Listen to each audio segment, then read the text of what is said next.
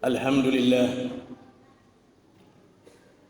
الحمد لله الذي وجب علينا بنعمة الإيمان والإسلام شهادة تنجينا من يومنا هذا. أشهد أن لا إله إلا الله وحده لا شريك له وأشهد أن محمدا عبده ورسوله. اللهم صل وسلم وبارك على سيدنا محمد وعلى آل محمد. أما بعد فيا عباد الله اتقوا الله حق تقاته Created with free version for ولا non-commercial use. تموتن إلا وأنتم مسلمون.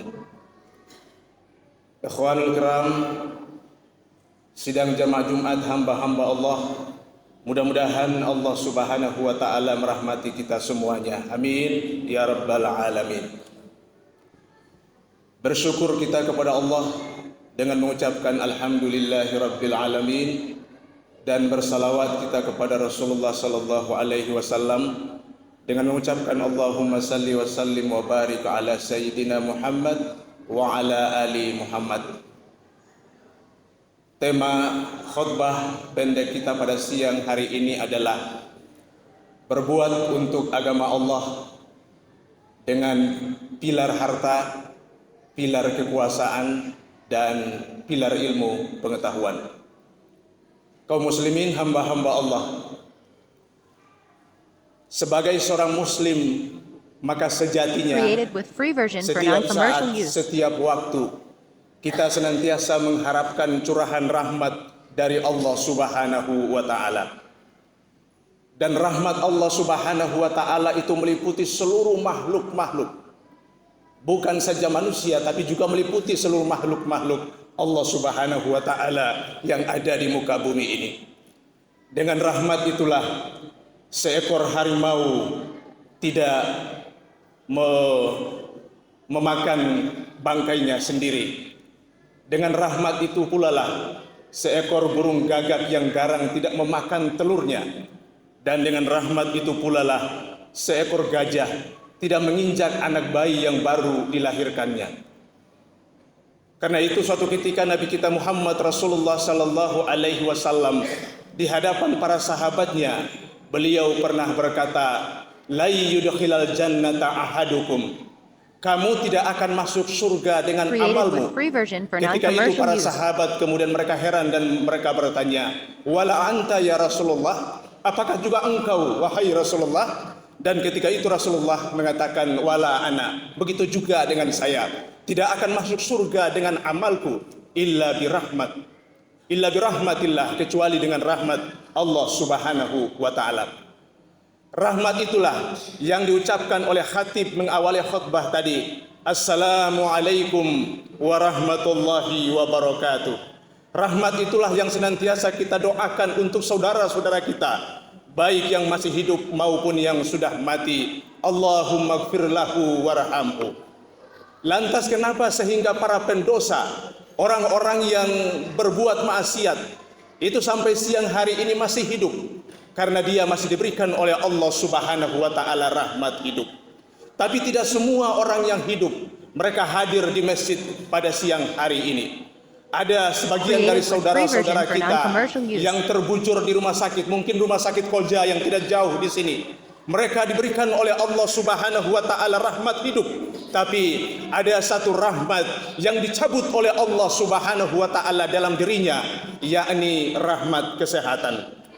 Begitu juga tidak semua kaum muslimin yang siang hari ini datang ke masjid. Ada yang berkeliaran di jalan, ada yang masih di pusat-pusat perbelanjaan, ada yang masih sibuk dengan bisnisnya. Mereka masih diberikan oleh Allah Subhanahu wa taala rahmat hidup, diberikan oleh Allah Subhanahu wa taala rahmat kesehatan. Tapi ada satu rahmat yang dicabut oleh Allah Subhanahu wa taala dalam dirinya, yakni rahmat istiqamah dalam keislaman dan keimanan. Karena itu, salah satu yang menjadi rukun khutbah adalah ketika seorang khatib mengucapkan hamdalah, alhamdulillahi rabbil alamin. Segala puji bagi Allah. Kenapa? Karena pada siang hari ini, baik khatib dan kita semuanya masih diberikan oleh Allah Subhanahu wa taala rahmat hidup. Kita masih diberikan oleh Allah Subhanahu wa taala rahmat kesehatan, dan yang paling penting adalah rahmat istiqamah dalam keislaman dan keimanan. Kaum muslimin yang dirahmati oleh Allah Subhanahu wa taala. Kalau begitu, apakah adil ketika orang yang diberikan oleh Allah Subhanahu wa taala lidah, potensi lidah, kemudian dia hanya bertasbih? Bagaimana dengan orang yang diberikan oleh Allah Subhanahu wa taala rahmat yang lain? Diberikan oleh Allah Subhanahu wa taala rahmat harta, kekuasaan, dan begitu juga dengan ilmu pengetahuan. Ingat, kita ketahui bahwa kapasitas daripada seekor gajah justru berbeda dengan kapasitas atau potensi daripada seekor semut. Artinya apa? Bahwa ketika rahmat yang diberikan oleh Allah Subhanahu wa taala itu semakin tinggi, maka semakin tinggi pula pertanggungjawaban di hadapan Allah Subhanahu wa taala. Ketika orang diberikan kekuasaan, maka kekuasaan itu bukan hanya rahmat, tapi di balik daripada kekuasaan itu juga tersimpan sebuah pertanggungjawaban yang sangat besar di hadapan Allah Subhanahu wa taala. Saya ingin ingatkan kembali kepada alam pikiran kita semua para jamaah sekalian, bahwa sebelum kehadiran Nabi kita Muhammad sallallahu alaihi wasallam, 3 abad sebelum kelahiran Nabi Isa alaihissalam, di belantara Samudra Hindia, di tengah-tengah belantara atau Samudra Hindia, ada seorang kaisar yang cukup terkenal, yang kita pernah lihat di sinetron di TV. Namanya adalah Kaisar atau Raja Asoka. Tinggi kekuasaannya, luas pengaruhnya, dan dengan kekuasaan yang dia miliki, dia menyebarkan agama Buddha di seantero dunia, bahkan sampai di Indonesia, di Sumatera, bahkan di Semenanjung Malaya.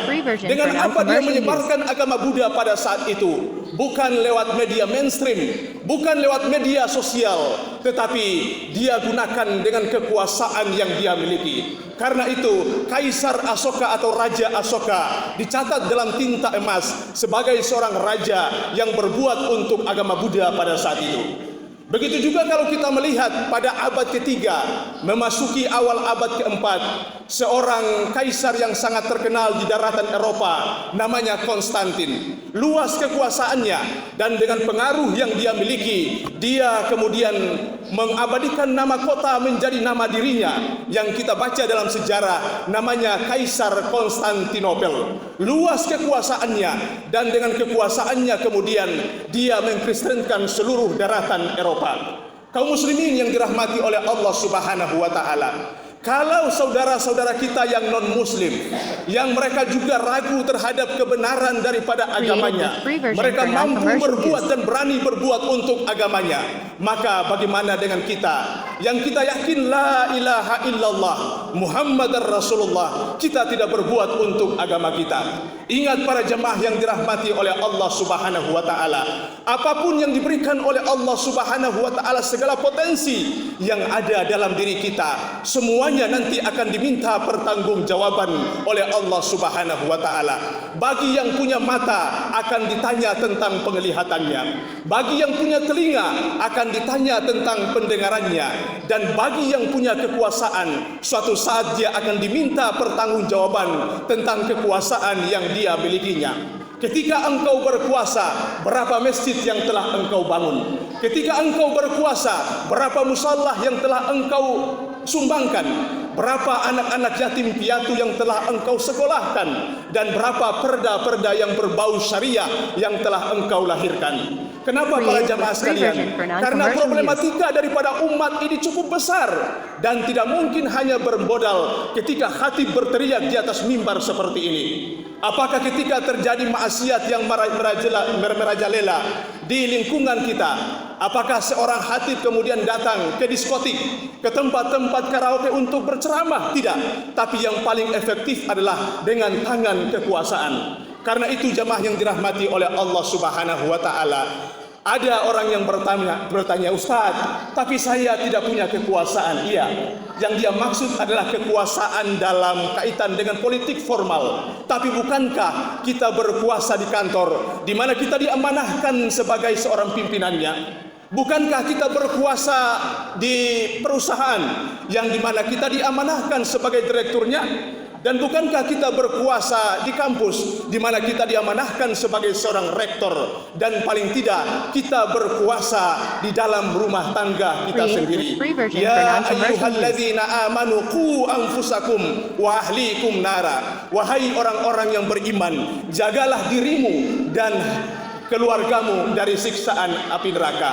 Seorang pemimpin sejati, dia tidak boleh punya prinsip menyebutkan seperti ini, bahwa yang penting saya saleh, urusan anak buah saya tidak saleh atau tidak itu bukan urusan saya. Yang penting saya salat, urusan anak buah saya tidak salat itu bukan masalah saya. Yang penting saya haji dan umrah, urusan anak buah saya itu bukan urusan saya. Ini adalah pemikiran-pemikiran sekuler yang kemudian memisahkan antara pribadi dengan agama, bahkan memisahkan antara negara dan agama. Karena itu jamaah yang dirahmati oleh Allah Subhanahu wa taala, ketika Allah Subhanahu wa taala memberikan rahmat kepada kita, maka itu nanti akan diminta pertanggungjawaban oleh Allah Subhanahu wa taala. Inna sam'a wal basara wal fuada kullu ulaika kana anhu mas'ula. Sesungguhnya setiap pendengaran, penglihatan, wal fuada kullu ulaika kana anhu mas'ula, akan diminta pertanggungjawaban oleh Allah Subhanahu wa taala. Kalau kita tidak punya kekuasaan, paling tidak kita dititipkan oleh Allah Subhanahu wa taala harta. Dr. Muhammad Al-Ghazali, saya pernah baca dalam sebuah risalahnya, guru daripada Yusuf Al-Qardawi, beliau pernah menyebutkan bahwa konon orang-orang Perancis itu, bagaimana beliau menggambarkan tentang bagaimana orang-orang saudara-saudara kita dari agama lain, mereka berbuat atau menolong untuk agamanya. Konon orang-orang Prancis itu, mereka infakkan dalam tanda kutip 150 ton emas. Untuk apa? Untuk merubah keyakinan orang-orang Afrika Utara, Maroko, Tunisia. Itu yang mereka berbuat. Tapi kita ingat bahwa ada katedral besar yang justru muncul di tengah-tengah kota Rabat, ibu kota daripada Maroko. Tapi tidak ada satupun orang-orang Maghribi yang kemudian merubah akidahnya. Bahkan mereka sudah mengeluarkan hartanya begitu banyak. Jamaah yang dirahmati oleh Allah Subhanahu wa taala. Bahkan orang-orang Italia, mereka tidak mau, warga Italia itu, mereka tidak mau mencantumkan identitas agamanya dalam IC atau identity card-nya. Kenapa? Karena kalau itu dicantumkan, seperti konteks kita adalah KTP, kalau itu dicantumkan, maka ada beban atau ada kewajiban agama 10% dari pendapatannya, dari salary atau gajinya. Jemaah yang dirahmati oleh Allah, sekarang kita bertanya, pernahkah Islam, agama kita ini meminta 10% daripada gaji kita, meminta 10% daripada pendapatan kita? Yang ada mungkin hanya 2,5%. Itu pun hanya zakat atau sedekah, dan itu pun lewat perda-perda dari beberapa kota dan kabupaten. Tapi itu pun banyak orang yang menggerutu. Kenapa urusan ibadah, urusan sedekah dan zakat, kenapa harus diatur-atur? Kenapa harus diurus-urus? Jamaah yang dirahmati oleh Allah Subhanahu wa taala. Bahkan kita melihat, padahal orang-orang Eropa yang kita melihat mereka adalah para kaum kapitalis, orang-orang yang kemudian kita tahu mereka adalah orang-orang sekuler, tapi ada kesadaran mereka untuk berbuat untuk agamanya dengan harta yang mereka miliki. Karena itu jamaah yang dirahmati oleh Allah Subhanahu wa taala, lewat momentum mimbar ini, pasca Idul Fitri ini, saya ingin menyampaikan kepada kita sebagai sebuah bahan renungan jamaah yang dirahmati oleh Allah, bahwa Islam kita ini pernah jaya. Islam kita ini dulu pernah jaya. Kenapa? Karena dia ditopang oleh tiang-tiang kekuasaan. Dia juga ditopang oleh tiang-tiang harta, dan dia juga ditopang oleh tiang-tiang ilmu pengetahuan. Dan kita akan membangkitkan agama kita ini sekarang dan ke depan dengan pilar-pilar tersebut. Karena itu jamaah yang dirahmati oleh Allah, ada yang bertanya, Ustaz, bukankah Allah Maha Kuasa? Allah bisa menolong agamanya sendiri. Tapi ingat, in tansurullah yansurukum. Ya, barang siapa yang menolong agama Allah, maka Allah Subhanahu wa taala menolong dirinya sendiri. Karena itu jamaah yang dirahmati oleh Allah Subhanahu wa taala, sebagai bagian akhir daripada khutbah ini, saya ingin menyampaikan, ketika Allah memberikan kekuasaan kepada kita, seolah-olah Allah berpesan kepada kita, wahai hambaku, ini harta aku titipkan kepadamu, dan aku ingin melihat bahwa seberapa banyak harta yang engkau miliki itu engkau berbuat untuk jalan agama Allah. Ini kekuasaan aku berikan kepadamu, dan aku ingin melihat bagaimana dengan kekuasaan yang engkau miliki itu engkau berbuat untuk agama. Ini ilmu yang aku berikan, dan aku ingin melihat bagaimana ilmu yang aku berikan itu engkau berikan atau engkau berbuat untuk jalan agama Allah Subhanahu wa taala. Akhirnya jamaah sekalian, sepekan lamanya kita sibuk dengan urusan harta, urusan bisnis, urusan kekuasaan, mencari ilmu pengetahuan. Maka melalui mimbar Jumat ini saya ketuk kembali hati kita semua, terutama diri pribadi daripada sang khatib. Apakah kita sudah berbuat untuk agama Allah Subhanahu wa taala dengan segala potensi yang kita miliki? Kalau kita sudah berbuat, alhamdulillah, kita lebih meningkatkan lagi. Kalau belum, paling tidak ini menjadi bahan renungan bagi kita semuanya. Mudah-mudahan Allah Subhanahu wa taala meridai kita semuanya. Barakallahu li wa lakum fil Qur'anil azim, wa nafa'ani wa iyyakum bima fihi minal ayati wa zikril hakim, wa taqabbala minni wa minkum tilawatahu innahu huwas samiul alim.